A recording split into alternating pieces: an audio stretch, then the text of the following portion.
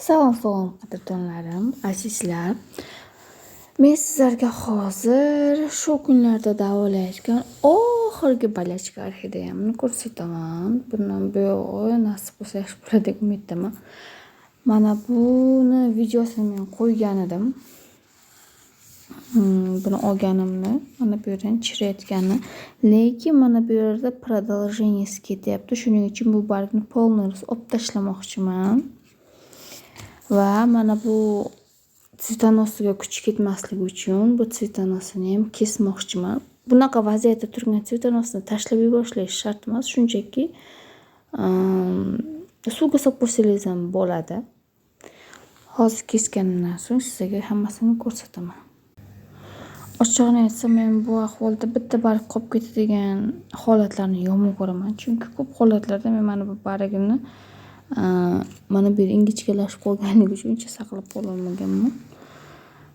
Hozircha bunisini kuzatamiz. Mana bu qolgan ildizini olib tashlamayman. Bu yerni zilyonka yoki bironta quritadigan dori bilan обработка qilib qo'yaman. Может быть, Maksim bilan обработка qilib qo'yish mumkin. U ham quritadi. Asosan mana shunaqa chorniy gnillarga yaxshi. Endi hozir tsvetonosini kesishni ko'rsataman. Mana bu gullayotgan tsvetonos. Mana bu oxirgi gullab bo'lgan pochkasi, bu esa undan oldingi spящий pochka. Mana shu spящий pochkadan 1 sm yuqoridan shunday kesib tashlayman. Bo'ldi.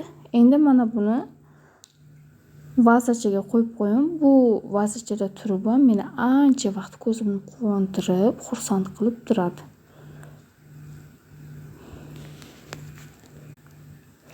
O'tgan safar zilyonka bilan обработка qilgan edim.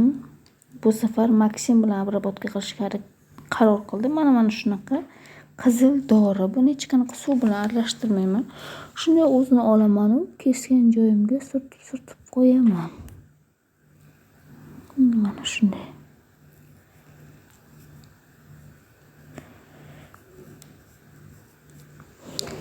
O'zi Maksimni